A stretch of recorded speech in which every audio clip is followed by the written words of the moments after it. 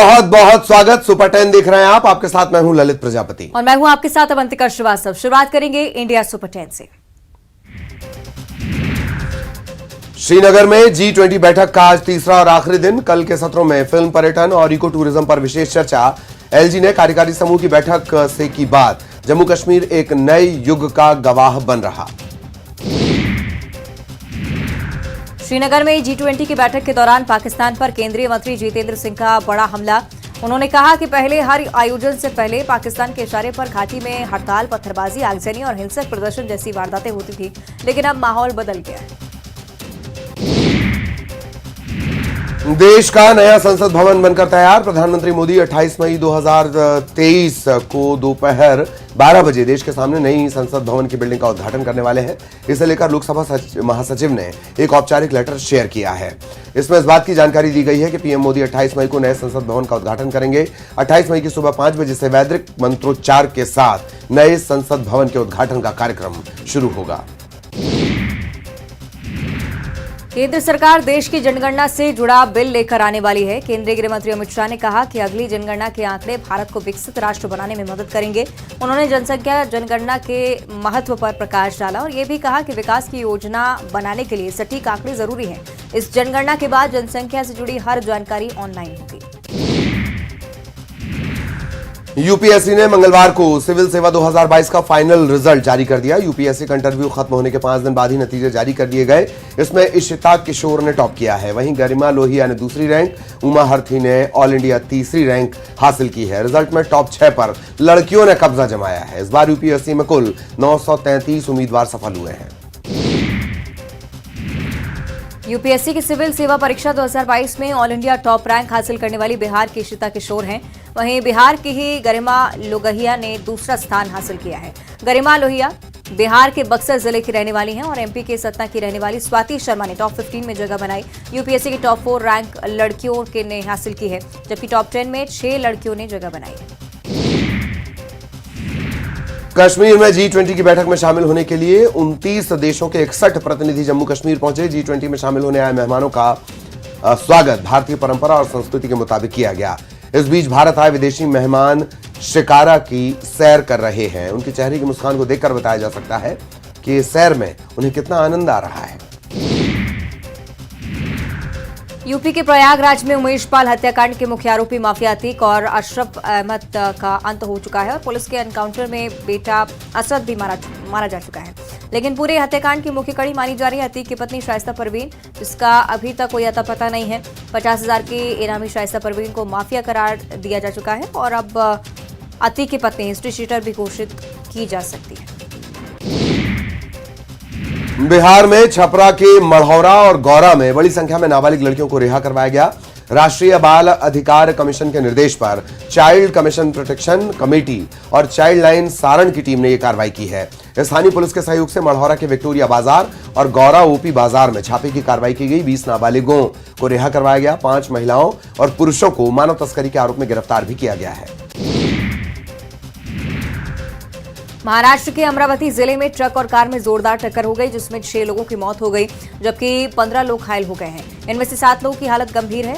घायलों को पुलिस ने अस्पताल में इलाज के लिए भर्ती करवाया है।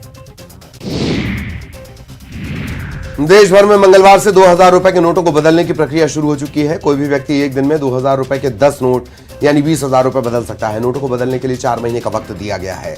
आरबीआई गवर्नर ने कहा कि नोट बदलने के लिए यह पर्याप्त समय है। बिलासपुर के धर्मशाला में मौसम ने ली करवट। जमकर हुई बारिश और ओलावृष्टि। मौसम विभाग ने अगले 3 दिनों तक मौसम खराब रहने की जताई है आशंका।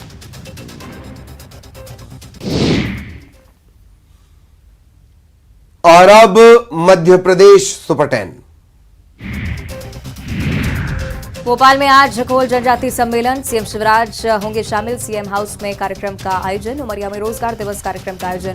प्रोत्साहन योजना के तहत 271 करोड़ 48 लाख का अनुदान बांटेंगे सीएम शिवराज। एचयूटी के संदिग्धों की आज खत्म होने जा रही है पुलिस रिमांड। भोपाल के स्पेशल कोर्ट में होनी है पेशी। 24 मई तक बढ़ाई गई थी रिमांड। वीडी शर्मा ने एक बार फिर कमलनाथ और दिग्विजय सिंह पर निशाना साधा। वीडी शर्मा ने कहा कि 15 महीने कमीशननाथ की सरकार चली जो मिस्टर बंटाधार के इशारे पर चल रही थी। वीडी शर्मा ने तीर्थ दर्शन योजना को बंद कराने के आरोप लगाए। साथ ही कहा कि आज हवाई जहाज से तीर्थयात्री दर्शन के लिए जा रहे हैं। मध्य प्रदेश में विधानसभा चुनाव से पहले बीजेपी और कांग्रेस के नेताओं के बीच तल्खी तेज होती जा रही है। दिग्विजय सिंह को पर्यटन, संस्कृति और अध्यात्म विभाग की मंत्री उषा ठाकुर ने खुली चुनौती दी। कहा कि दिग्विजय सिंह महू से चुनाव लड़ने, उन्हें मेरा खुला आमंत्रण। उन्होंने आगे ये भी कहा कि दिग्विजय सिंह तो क्या पूरी कांग्रेस को चुनौती देते हैं कि आओ मैदान में, हम तैयार खड़े हैं। मंत्री महेंद्र सिंह सिसोदिया अपने भिंड दौरे के दौरान एसपी पर नाराज हो गए। दरअसल प्रोटोकॉल में जिले के एसपी, एएसपी मौके पर मौजूद नहीं थे, जिससे सिसोदिया नाराज हो गए। नाराज मंत्री ने सीधी इस बात की जानकारी चंबल आईजी से ली है और उन्हें निर्देशित किया है कि इस बात की जांच कराएं कि आखिर पुलिस अधीक्षक कैबिनेट मंत्री के प्रोटोकॉल में मौजूद क्यों नहीं थे। एसपी ने फोन पर माफी मांगी। सीएम शिवराज सिंह की पत्नी साधना सिंह ने सोशल मीडिया पर एक पोस्ट देकर सहरिया आदिवासी की मदद के लिए हाथ बढ़ाया। दरअसल ग्वालियर की घाटीगांव पुलिस ने सहरिया आदिवासी इंदर को लेकर एक पोस्ट की। इसमें उसकी बीमारी का जिक्र था। पोस्ट देखते ही साधना सिंह ने जय आरोग्य अस्पताल के अधीक्षक को फोन किया। समुचित इलाज की व्यवस्था के लिए कहा गया है। उज्जैन में 4 लोगों ने ईसाई धर्म से सनातन धर्म में घर वापसी की। महामंडलेश्वर स्वामी सुमनानंद गिरी महाराज के सानिध्य में 4 लोगों ने विधि विधान से हिंदू धर्म अपनाया और सनातन धर्म पर चलने का संकल्प लिया। इन लोगों ने हिंदू धर्म के अनुसार अपने नाम भी बदले। हेमंत पॉल अब हेमंत प्रजापति, डेनियल अब रविंद्र कुमार, रमेश मसीह अब अमलेश कुमार और पीटर अब प्रदीप कुमार के नाम से जाने जाएंगे।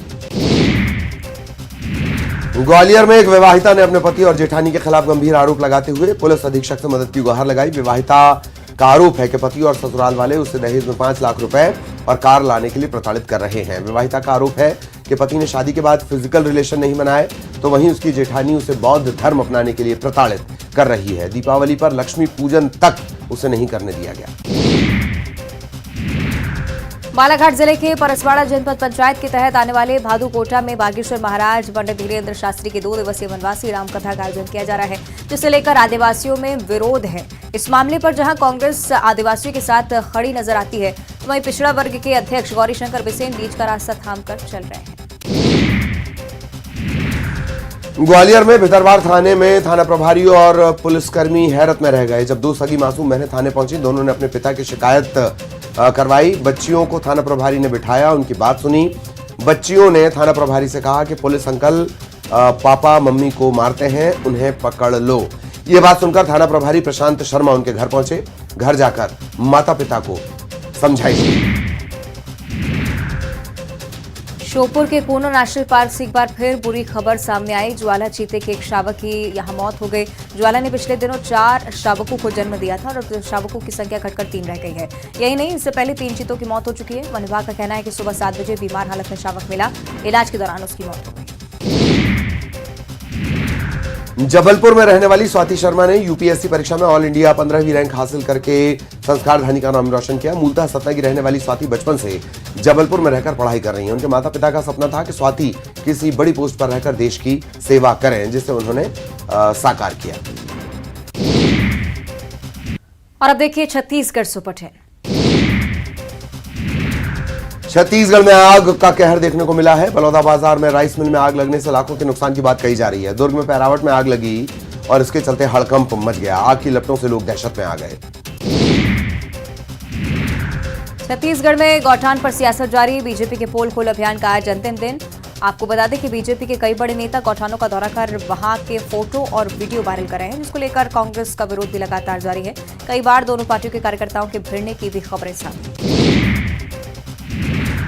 बलरामपुर में NH 343 पर लंबा जाम लगा। इसके चलते लोगों को भारी परेशानी हो रही है। पुलिस और प्रशासन की टीम मौके पर पहुंचकर जाम खुलवाने की कोशिश कर रही है। रायपुर में सीएम भूपेश बघेल ने मृदा एवं जल संरक्षण पर आयोजित 3 दिवसीय राष्ट्रीय वर्कशॉप का शुभारंभ किया और इस कार्यशाला में देश भर के वानिकी विशेषज्ञ शामिल हो रहे हैं, जिसमें प्राकृतिक संसाधनों को संरक्षित और संवर्धित करने पर चर्चा होगी। इस मौके पर वन महानिदेशक और केंद्र सरकार के पर्यावरण, वन और जलवायु परिवर्तन मंत्रालय के विशेष सचिव चंद्र प्रकाश गोयल ने छत्तीसगढ़ सरकार की जमकर तारीफ की। झीरम कांड को लेकर एक बार फिर सीएम भूपेश बघेल ने एनआईए की जांच पर सवाल उठाए। घटना को लेकर उन्होंने बीजेपी पर निशाना साधा। उन्होंने कहा कि जांच से बीजेपी क्यों डर रही है। एनआईए को जांच में जो मिला उसे सरकार से साझा क्यों नहीं किया जा रहा। जांच की फाइल राजभवन में जमा हुई। आखिर बीजेपी क्या छुपाने की कोशिश कर रही है? छत्तीसगढ़ में रामायण महोत्सव को लेकर लोगों में जितनी उत्सुकता है, शायद नेता भी उतने ही उत्सुक हैं। रामायण महोत्सव में शामिल होने को लेकर बीजेपी प्रदेश अध्यक्ष अरुण साव का बयान सामने आया है। बीजेपी महोत्सव में जाने को लेकर निमंत्रण के इंतजार में है।